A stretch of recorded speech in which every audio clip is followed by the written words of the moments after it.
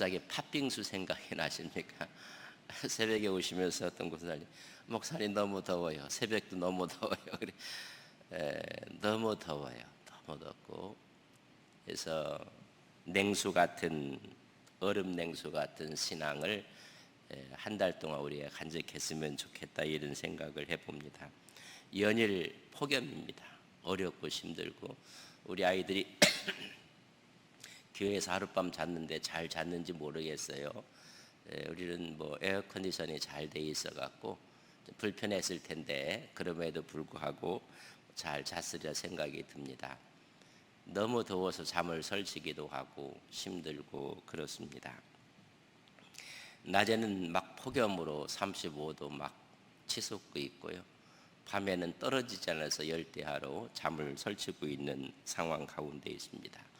특별히 팔레스틴은 5월과 6월이 너무 덥습니다. 저는 겨울에도 성지를 좀 가봤고 여름에도 성지를 다녀왔습니다. 여러분 겨울 2, 3월에 가면 이렇게 푸른 색이 쫙 나 있어요. 광야라고 하는 곳에. 여러분 7, 8월에 가면 5, 6월로 하면 정말로 황량해요. 말라서. 근데 거기서 얼음 냉수 같은 물이 흘러나오는 것을 보게 됩니다. 카프카체 쪽에 가면 엘브루산이라고 있어요. 그 산은 더우면 비가 오지 않는데 막 수루에 물이 무지 많이 흘러요. 여러분 비가 오야지 수루에 흐르는데 비가 오지 않는데도 수루에 물이 많이 흘러요.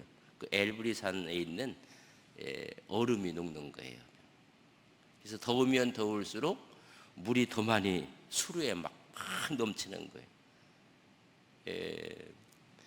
헐몬산에서 여러분 이 얼음들이 눈이 녹는 겁니다. 그래서 이 북쪽에 있는 산에서 시원한 물이 흐르게 되고 있습니다. 그래서 북쪽 지역에 있는 헐몬산에서 5, 6월에 가도 헐몬산을 보면 저 산 꼭대기에는 눈이 잔설이 있는 걸 보게 됩니다. 그래서 거기서 물이 흘러서 정말 얼음 냉수 같은 그런 물이 흘러나오는 걸 보게 됩니다. 그래서 사람들의 갈증을 여러분 오히려 풀어주고 또 땅을 비옥하게 만드는 역할을 합니다. 그런데 오늘 말하기를 충성된 사자는 추수하는 날의 얼음 냉수 같을 것이다. 바로 5, 6월이 추수하는 계절이거든요. 그래서 주인의 마음을 시원하게 한다고 이야기해 주고 있습니다. 여러분 에어컨 바람이 있으니까 시원해요. 여러분 그들에게 얼음 냉수 같은 물이 흘러오면서 시원한 것입니다. 또 우리를 무덥게 하고 어렵게 하는 것은 날씨뿐이겠습니까? 인간관계가 우리를 너무 힘들게 하고 찜통처럼 짜증나게 하고 그런 것을 보게 됩니다. 오늘 성경에 있는 말씀을 한 절씩 한번 보면서 우리에게 정말 얼음 냉수 같은 신앙을 간직하는 우리의 신앙이 됐으면 좋겠다 이런 생각이 듭니다. 우리 25장 8절에 있는 말씀을 저랑 같이 한번 읽겠습니다. 시작. 너는 서둘러 나가서 다투지 말라. 마침내 내가 이웃에게 욕을 보게 될 때에 내가 어찌할 줄 알지 못할까 두려우니라. 우리를 짜증나게 하고 덥게 하고 시원하게 하지 않는 것이 서둘러 나가서 다툴 때 사람이 서로가 다투게 되면 여러분 짜증납니다. 날씨가 우리가 더워도 짜증이 나지만은 서둘러 나간다는 얘기는 성급하다는 이야기입니다. 성급하게 나가고 신중함이 없이 나간다. 그러니까 전후 관계를 보지 않고 자기 편견에 따라서 판단하고 자기 편견에 따라서 이야기를 하는 것을 여러분 오늘 말씀에 있는 것은 서둘러 나가서 다툰다. 여러분 이런 다툼이 없으면 여러분 우리 마음이 시원합니다. 서울 서초구의 서희초 초등학교의 교사가 죽었습니다. 뭐 사회적 이슈가 돼서 이런저런 이야기를 하고 최종적으로 뭐 발표를 했는데도 흡족하지 않는 발표였다고도 이야기를 합니다. 여러분, 이게 충격이에요. 초등학교 교사가, 젊은 교사가 여러분 죽었다는 이것은 충격입니다. 근데 더 충격적인 것은 뭔지 아십니까? 아이들을 맡겼고 그랬던 교사가 죽은 것보다 부모들의 반응이 더 충격이었다는 거예요. 그러니까 우리를 정말 힘들게 하고 짜증나게 하고 덥게 한다는 것입니다. 추모할 수 있도록 화환들을 쭉 뒀는데 부모들이 반응이 하는 말이 어른들의 급한 슬픔으로 아이들의 생활 공간을 덮지 말라.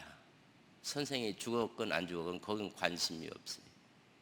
우리 아이들이 어른들의 급한 슬픔으로 인해서 애들 생활 공간이 없어진다. 더 나아가서 한 말이 아이들에게 부정적인 영향을 준다. 화환을 바라보면서 추모하는 것을 보고 여러분 그렇게 이야기하는 것이 더 충격적이었다. 그러니까 우리를 정말 힘들게 하고 짜증나게 하고 그렇습니다. 도덕적 감수성이 없는 이 시대의 부모들의 모습을 이야기해요. 냉수같이 시원한 마음을 주는 것이 아니라 푹푹 찌게 하는, 어쩌면 그럴 수가 있을까? 애덤 스미스가 국부론을 쓰기 전에 또 하나 쓴 책이 있습니다. 도덕 감정론이라는 책에서 이렇게 이야기합니다. 도덕적 감수성이 얼마나 필요한 것인지, 이 도덕적 감수성을 고통받는 자와 처지를 바꿔볼 수 있는 정신 능력에서 나오는 것이 우리의 도덕적 감수성이다. 이제 감수성이 다 그저 없어졌어요. 이 도덕적 감수성은 쉽게 말하면 공감 능력입니다. 공감이라는 것은 처지를 받고 생각하시는 것으로부터 시작되는 것이 공감이. 저 사람 처지에, 저 사람 위치에 내가 있었다면 나는 어떻게 했을까? 남의 처지를 내 처지처럼 바꾸어서 생각할 수 있는 능력. 우리는 이것을 역지사지라고 합니다. 아, 저 사람이 있으면 어떻게 했을까? 상황을 바꾸고 처지를 바꿔 생각하는 것입니다. 절대 그렇지 않습니다. 바꿔놓고 생각하는 것이 아니라 다른 일의 처지를, 다른 사람의 아픔을 이해하는 것이 아니라 내 상황, 내 이해 득실을 따져가면서 이야기를 하는 거예요. 그래서 공감 능력이 없어요. 여러분, 교회에 와서도 우리가 실수할 수 있고 아픔과 고통이 있어요. 그런 조용히 와서 우리 권사님이 여집사님 꼭 끌어안으면서 이 집사 힘들지. 근데 와갖고 그 기도 안 해서 그렇다고. 여러분, 그런 권사에 있으면 다음부터 만나지 마세요. 말은 틀린 말은 아닐 수도 있어요. 그러나 공감을 못하는 것입니다. 그렇기 때문에 여러분, 다투는 데는 우리나라 사람이 다 선수가 돼버렸어요. 공감하지 못하니까는 서로가 다투고, 공익이라는 것은 없어졌고 사익을 추구하고, 그래서 사회 전반적으로 시원한 마음이 하나도 없어요. 여러분, 나라도 좀 시원한 이야기들이 오야 되고 교회도 시원한 이야기들이 서로가 오야 되는 것입니다. 그러니까 답답하고 비전이 없고 여러분 앞으로의 꿈이 보여지지 않는 것입니다. 우리 참 중요한 것은 우리가 선거를 하게 됩니다. 그럴 때 지도자를 세울 때 정말 능력 있는 사람을 세워야 됩니다. 정말 능력 있고 그런 지도자를 세워야 됩니다. 그래서 그 지도자들은 공익을 위해서 일할 수 있도록 여러분 우리가 또 도와줘야 하는 것입니다.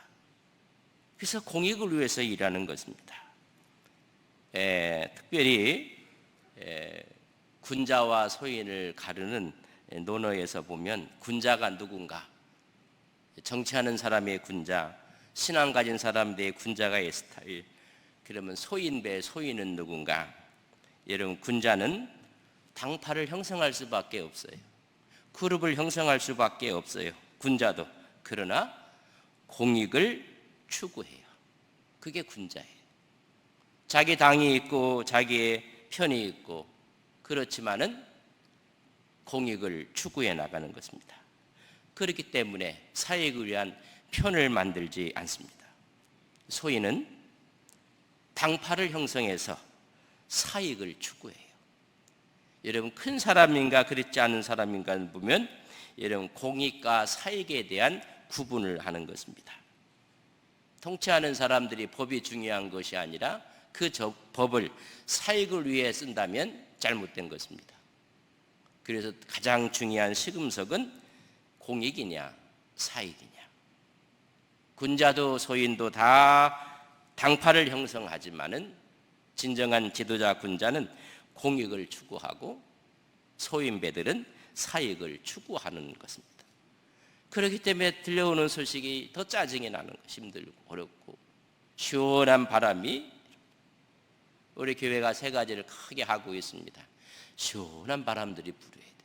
왜? 이거 하나님의 영광을 위해 하는 것이거든. 파이프 오르간을 우리가 설치했고, 비전센터가 준공이 됐고, 이제는 신도청에 땅을 이미 구입했고, 우린 좀 또 아름다운 100주년 기념교회를 세우게 될 것입니다. 이건 하나님의 영광을 위해서 우리가 헌신하고 봉사하고, 그래서 이런 일 하면 마음이 시원해야 되는데, 여러분, 거기에 사익이 들어가면 이게 힘든 거예요. 하나님의 영광을 위해서. 오늘 9절에 보면 9절 말씀을 또 같이 읽겠습니다. 시작. 너는 이웃과 다투거든 변론만 하고 남의 은밀한 일을 누설하지 말라. 사람을 만나서 시시비비는 가리는 것입니다. 이 사건이 이게 잘 됐고 이게 잘못됐고 옳고 그르고 시시비비는 가리고 변론만 하지 남의 비밀을 누설하지 말라. 뭐 이런 이야기예요. 부부가 밥을 먹다가 오늘 음식이 짜요. 그래서 짜다고 했어요. 아, 여보, 오늘 내가 잘못 생각했어. 소금을 너무 많이 넣는 것 같아. 다음에는 아마 정당하게 할 거야. 그래서 끝나면 되는데 하는 말이, 그 집안은 다 짜게 하더라. 여러분, 이거 짠 거 갖고 그 집안하고 무슨 상관이 있어요? 상관없다고 이야기해야지 진도 나갈 텐데. 무슨 상관이 있어요 그거 갖고. 지금 이거 갖고 이야기해서 이거 끝나는데 막 고려시대까지 얘기를 거슬러서 나 얘기해버리는 거예요. 남의 은밀한 일을 누설하지 말라. 아주 힘들게 하고 짜증나게 하는 것입니다.